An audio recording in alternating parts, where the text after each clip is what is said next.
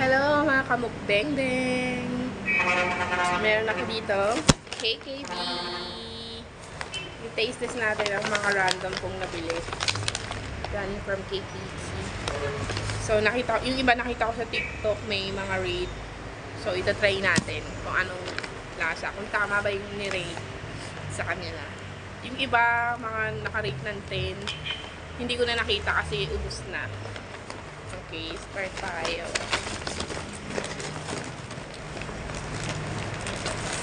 Okay. Spicy gluten. Tingnan natin kung masarap. May bukasan. Ito. I-taste natin kung masarap itong spicy gluten. Hindi siya mabango. Okay. Ganito siya, guys.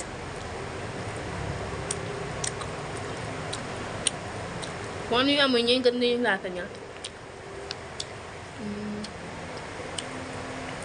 Pero, masarap. Kung i-rate ko siya, parang ano lang siya, mga 7 or 6, gano'n. Hindi siya sobrang sarap na masarap. Ang gano'n lang.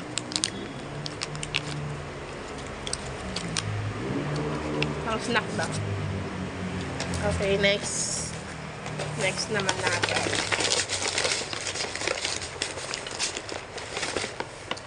Ito naman ay spicy stick. Ito, 25 pesos siya sa KKB. Nakalagay din sa KKB, merong 7 pieces, 119. Selective lang yung items na pwede mong makuha na gano'n. Hindi totoo yung ano, pag kumuha ka ng 7, 119. May nakalagay dun. Kaya dapat tinitingnan palagi. Okay, ito naman ay spicy stick. Lake Shishi ang pangalan niya. Okay. Sambo lang pala siya, oh. Sambo na. Para. Ganyan siya. Ganyan siya kahaba.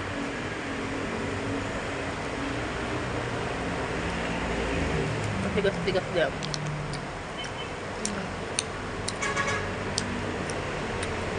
Para siyang taba ng baboy. Nalalagyan ng spicy.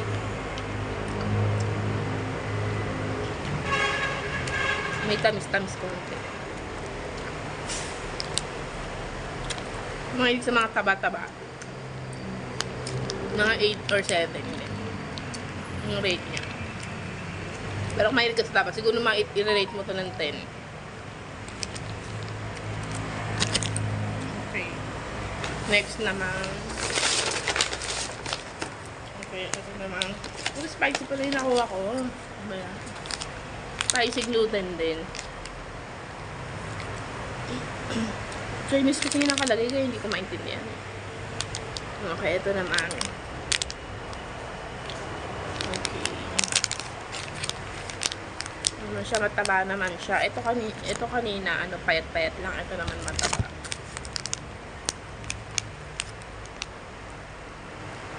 Okay. Iba-iba pala yung square lang pala. Alam ko, lasa lang sila nito. Lasa lang lasa. At may tamis-tamis ng konti. Relate ko, parang hindi naman gano'ng masarap.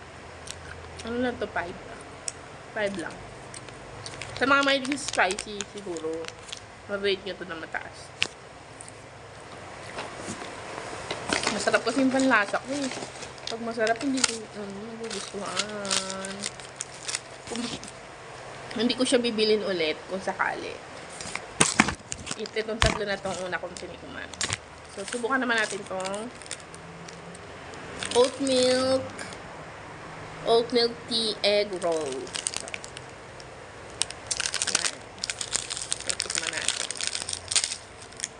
Okay, ganito yung kanyang packaging and then ganito yung itsura niya. Tikman natin.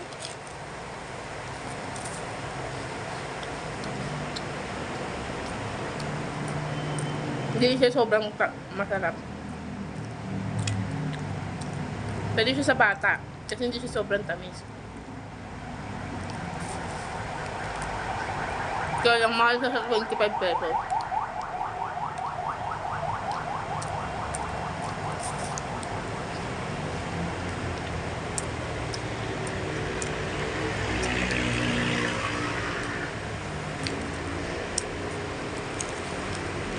Hindi siya worth it dun sa ano, sa 25 pesos. Okay, next. Ay, ito.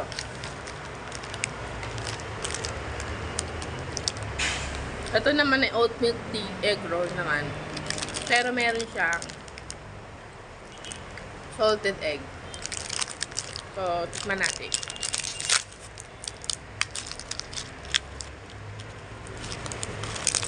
Lahat to guys sa KKB ko nabili.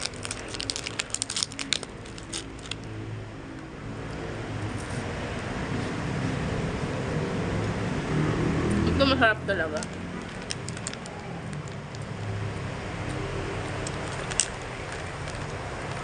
So ito pwedeng i-rate ng 10. Kasi masarap talaga. Tsaka worth siya dun sa binayad na 25 pesos.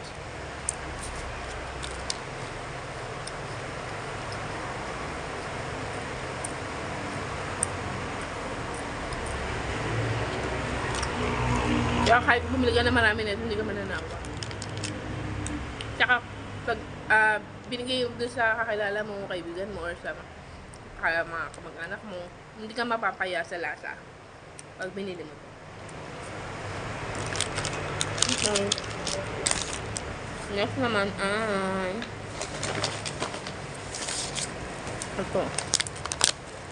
ito ay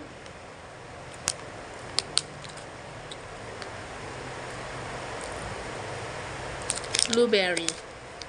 Pero ang nakalagay sa kanya is ano, Lanmei Wei Mei.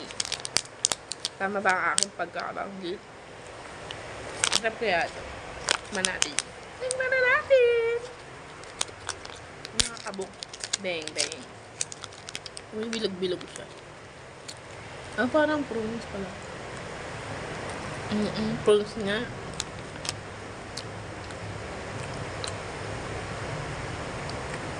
Ang sarap niya.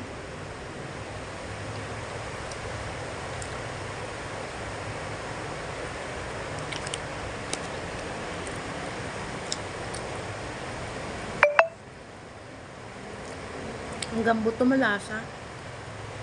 Worth it to, 25 pesos. Pero, nakakain kasi ako ng punos na tig-pipiso. Mas matamis yung tumpara dito, pero masarap din to.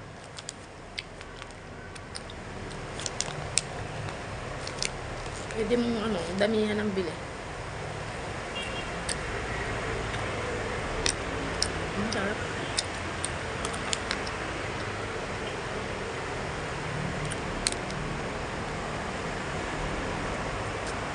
Ang sarap nga.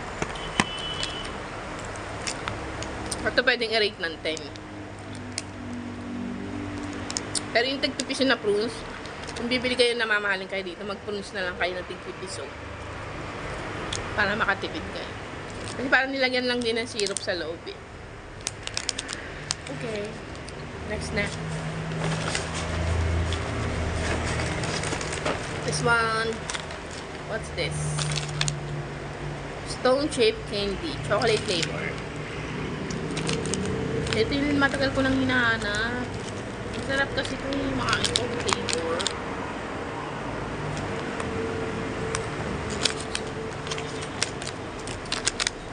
Tikman na natin. Nice. Hirap niya buksan. Ito yung tsura niya. Kulay chocolate. Ay, hindi ito yung hinahanap ko. Yan, first lashes ng chocolate. Masarap. Parang hindi worth it yung pagkakabili ko dito. Magkano ba ito?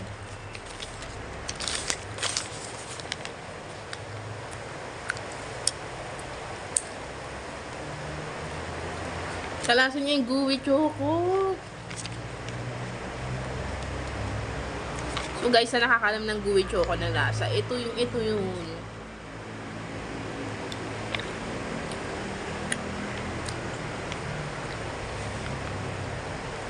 Stone Candy, 79 pesos. Bumili na sana ako ng gooey choco. So kung i-rate to, nasa ano lang din, 5 lang.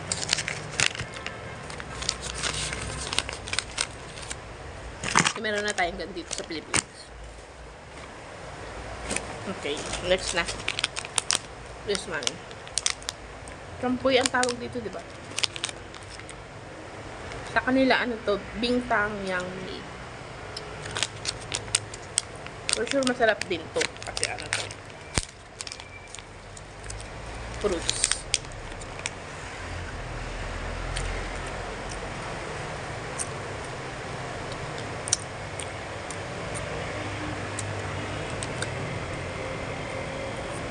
Kalasa lang din na bibili natin. So, mas worth it yung bilhin yung ano. Kasi mas mura yun. Marami pa yun naman. Ito, konti lang naman. Mga sa 10 lang araw naman na ito.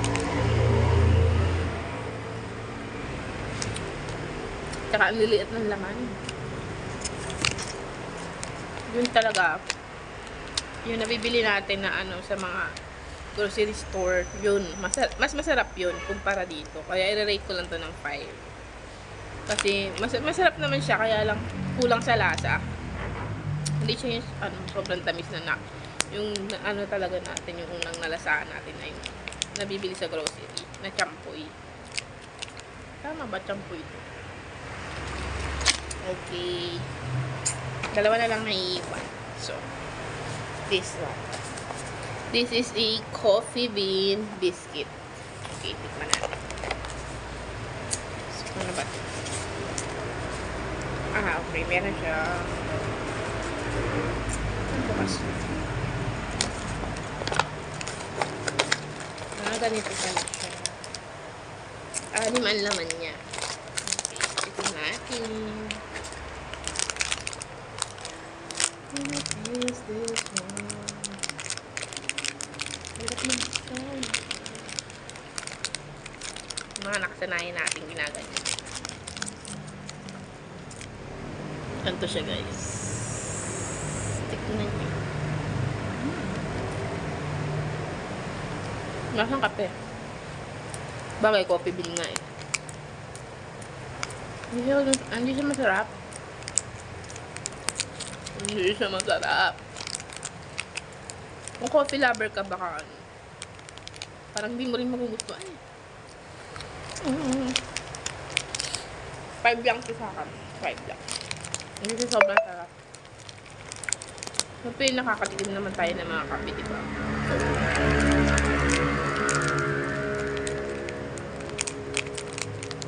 Siguro parang ano, dark tuloy. Mga matatapang na kape nilagay dito. Parang pag gutom na gutom ka, doon mo lang siya kakainin. Ganun. Masarap siya sa panlasa kung pag gutom na gutom ka. Okay. And last but not the least, this one is a coconut juice. Yan. Yan guys. Flex ko lang ang aking coconut juice. Magkano pala to? Makamahal to. Fresh coconut juice, 89 pesos.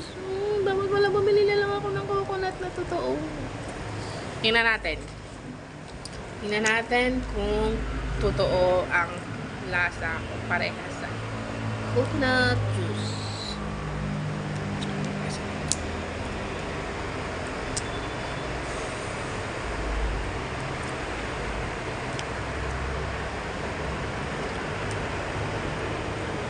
Lagay ko na siya sa sa ref para malamig-lamig siya. So,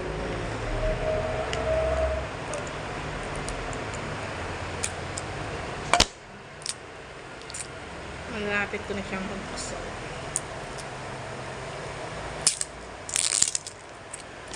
Okay, buksan na natin. May coconut. Coconut juice na eh.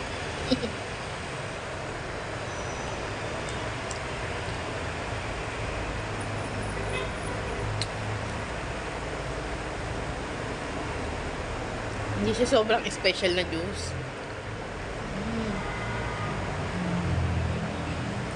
Hindi siya worth it bilhin ng 89 pesos. Parang yung lagayan lang binibili ko dito.